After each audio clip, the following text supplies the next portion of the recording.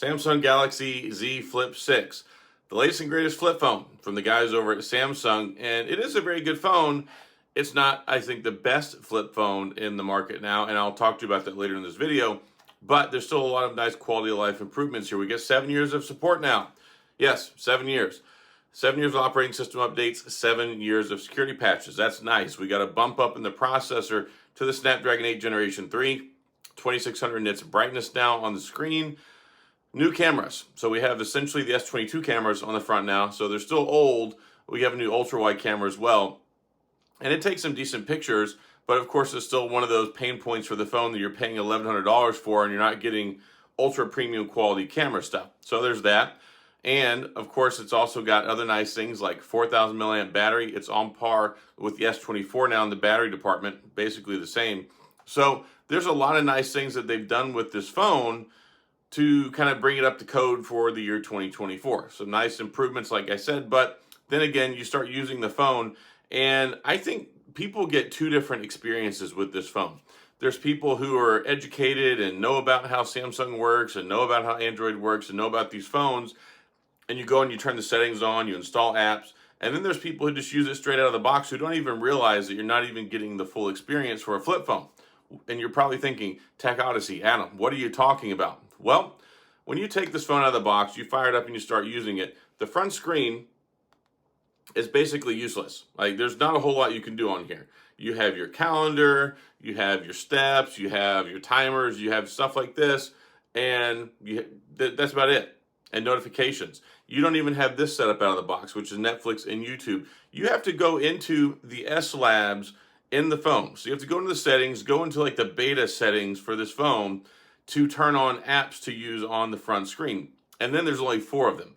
So just so you know, in case you don't know this personally, because nobody ever talks about this, everybody's like, oh, it's such a great phone, but nobody ever talks about the limitations or the silly things they do in the operating system. Once you get into the phone, you go into the settings, you go to labs, which is kind of like the beta. There's like things they test in there, stuff like that. It's really odd, 1, this isn't turned on by default, but 2, they hide it under the labs section. So you go in there, there's a section that says apps allowed on the cover screen. So you have to turn that on. If you don't turn on apps allowed on the cover screen, you can't use any of these apps on the front, which makes absolutely 0 sense. No sense. I don't know why. And then once you fire it up, you see there's only 4 options there. You have YouTube, Netflix, Messages, and Maps. So by default, out of the gate, if you were never to go in and turn these settings on, which a lot of people don't even know exist, you would not be able to use the front screen for navigation. You wouldn't be able to send messages from your front screen and type them. You wouldn't be able to use Netflix or YouTube on the front screen. And when you look at the phone, like, what's the point of having this phone? It's not this screen, it's this. Because if you want a phone that has this, then go buy an S24, an S24 Plus, S24 Ultra, go buy a Google Pixel, all those different things. So it just makes no sense that by default, all the cool stuff you want to do on the front screen is turned off and you have to go looking for it. And then you only get those 4 apps. If you want to use other apps, you have to install other software called GoodLock, which is a Samsung thing. You can go to the Samsung Galaxy store and download it, install it, and then you got to go in and mess around with that. So it's one of those things where if you know, that's great and you can get the full experience, but a lot of people don't know, and so much, it just makes no sense to me. I don't know why Samsung does it this way. But anyway, I'm done complaining about that, but everything else is good. Snapdragon 8 Generation 3 is fantastic. You got AI, you got the latest and greatest One UI 6.1, you got the super bright screen, 120 hertz refresh rate, and then it's got the 2600 nits brightness. One kind of weird thing though is, so the front screen is still the same as last year, still a 3.4 inch screen, 60 hertz. Like, why not spend the extra money? If you go get a Motorola, you get 165 hertz on the inside and the outside screen. And then on top of that, with the Motorola RAZR, the RAZR Plus, you can use all the apps on your front screen. All you have to do is when you're on there, you just swipe over to the second page where the apps are at, hit the little edit button, and then you can add whatever app you want to the front screen. So this is what I was kind of alluding to at the beginning of the video, where I say, this is a good phone, it's built well, there's some nice updates, but the important thing about this phone is a software experience that controls the front screen. And then on top of that, like with the RAZR Plus, you don't have this weird F-150 window looking front screen. You have the whole front screen and even wraps around the camera. So yeah, the RAZR Plus, to me, I said this in my other video, I think is a better flip phone for the flip experience. Now, there are things that are better on this phone. 7 years of support, that's better. You get also the monthly security patches, that's better. There are better things about this phone in certain areas, but when it comes down to the important stuff where the rubber meets the road, which is being a flip phone, I think the RAZR Plus does a better job, and I have a comparison video on that as well. But also, when it comes to the crease, we still have the same crease in the screen. Still sharp, still noticeable. Motorola RAZR still wins in this department. Most people are not a big fan of the crease, and most people think that the Samsung phones have the worst creases in them. I'm inclined to agree. Also, this right here is the UAG Plio case, and this is not a plug or anything. I'm not trying to sell you one. There's no affiliate link for this I'm putting, but everybody always asks what case you have on your phone, especially when it's in a video. This is the UAG Plio. I like it just fine.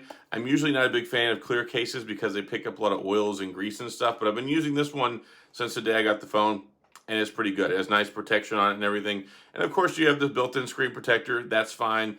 And then you get one free screen protector replacement on the interior screen within the first year. So that's also nice as well. But yeah, $1099. They raised the price on it this year, so it's an $1,100 phone now. And I think there's still areas that we can improve on. But yeah, it's Samsung. You're going to be able to get good deals. Samsung always had good deals. They didn't have as good a trade-in credit this year. It was only $650 instead of like, oh, hey, last year the phone was $1,000 and you could get it for like $50 or $100 if you traded in your previous one.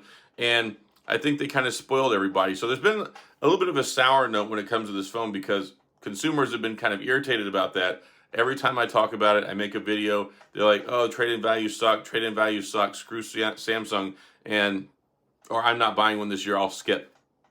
And that's fair criticism. I mean, people can do whatever they want with their phone. But yeah, it has all-day battery life, which is nice, 4,000 milliamp battery, and I think that with the Snapdragon 8 Generation 3 is good. It has the vapor chamber on the inside now, which helps out with heating and things like that, so it's even better for gaming. This may be very well the best flip phone in the market for gaming, if there is such a thing. But 1080p resolution, full HD plus on the inside, 2600 nits brightness, that's appreciated. You go outside, you're in the sun, you got to have adaptive brightness on, and it's got to be on that so it'll turn it all the way up. But brightness is good. The ergonomics are good. Let me go ahead and take this case off. We'll take a better look at it. Of course, they had their special colors and all that stuff. I ended up with the silver one, which is fine. This is the one that, well, I take that back.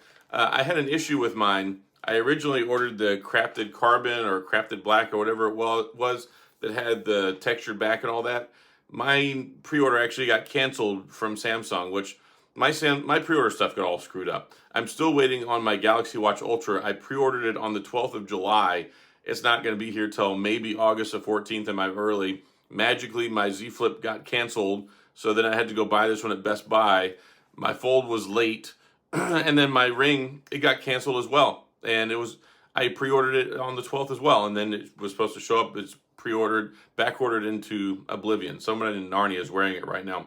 But anyway, yeah, nice stuff here. I still wish we could get faster charging. It still has slow charging on it, but 4,000 milliamp battery, that's okay. And then you get wireless charging. I think that the design is nice, and you've got IP48 dust and water protection now. So IPX8, and then it's protected against 1 millimeter objects getting inside the hinge and messing it up. But ultimately, the reason you want this phone is because it flips. And does it do a good job at that? Yeah. And I think most people will probably find it the most durable. They're also the most reliable in that aspect. I think Motorola's done just fine, but I think more people have a lot more faith in Samsung than they do in Motorola. Either way, there's still people on the fence who are like, I don't know about a flip phone. Is it for me? It looks cool. Is it something that's going to break? And for people that are interested, I say, make sure you buy it from Samsung. And this is not a plug for them. I'm just saying that they have basically no regret buying from them, right? So you can buy it from them. You get 2 weeks. You can send it back. They don't charge you anything. They don't charge you a restocking fee or anything like that. Of course, you have to pay for it. But what's also nice about them is if you buy it and you have a trade-in, they subtract the trade-in price off the front. So let's say you got a phone with $600 trade-in credit. They're going to charge you like the $400, and then you get 2 weeks to try it out. So if you don't like it, send it back. No hassle, no fuss. They'll give you a FedEx label. It's not like going to Best Buy. You go to Best Buy, they charge you a restocking fee. You go to AT&T, T-Mobile, they charge you a restocking fee. So that's why I always kind of point people to Samsung. Plus, they usually have deals, trade-ins, and stuff. And You get the insurance through them, and you can get carrier phones through Samsung now as well. But overall, there's enough here that, I mean, yeah, it's a nice upgrade, some quality of life, creature comforts. But if you got a Z Flip 5, not really any compelling reason to buy this phone. And the same thing I said about the Z Fold 5 or the Z Fold 6. If you like to get year-over-year stuff, that's fine. Go ahead, YOLO, buy it. You'll enjoy it. It's the same experience basically as last year. I mean, let's face it, last year we had the Snapdragon 8 Generation 2, still a fantastic processor even right now. And then the screen was gorgeous on the last one, and all the other things too. So there's not a whole lot of big things here other than you get 7 years of support and updates now. That's big. The vapor chamber, that's something that helps out with heat. That's something that helps out with your gaming especially, so you have less throttling, less frame drops and things like that. And then there's some changes with the cameras and all that jazz. So I think it's more upgraded than the Z Fold is this year. They definitely, the emphasis this year seems to be on the Z Flip 6 more so than the Z Fold 6. And I just wish they would really dial in and do more with this front screen experience, because there's so much that you have to find out on your own. It doesn't tell you. There's no tutorials. You got to find out, or otherwise you're just oblivious and don't even realize you're getting half of the front screen experience. So Samsung, do your homework for the next one. Those are the things I'd like to see you work on. Really hammer down the front screen experience, because that's where Motorola RAZR is running laps around you right now. 3.4-inch screen, they got a 4-inch screen. All the convoluted shenanigans with the front screen app experience, it's all there on the RAZR. 165 hertz refresh rate on the 4-inch screen on the front of the RAZR. 60 hertz here. So there's some things that I think they need to work on. I think Samsung's been a little lazy in that department. But yeah, is it a good phone? Sure. Fantastic phone, great, good haptics, beautiful screen, nice and pocketable, plenty of accessories out there, easy to get. Go to your carrier, go to Samsung. So there's a lot of good things here, and there's a lot of positives. I don't want to overshroud that by talking about the negative stuff, but I just feel like nobody ever talks about that stuff. And as I'm using it, I'm like, all right, am I the only one that pays attention to this stuff when I set up my phone? Anyway, food for thought. But that's all I got in this video. Hopefully you enjoyed it. If you've got one, hopefully you're enjoying it. Sound off in the comment section. I'd love to get your feedback and your thoughts as an owner or a prospective owner. Is it something you're looking at? Is it something you already bought? And then also, if you enjoyed the video, please hit the like and the subscribe button and the little notification bell if you want updates when new videos come out. And as always, thanks for being here. I appreciate you watching, and I'll see you guys next time.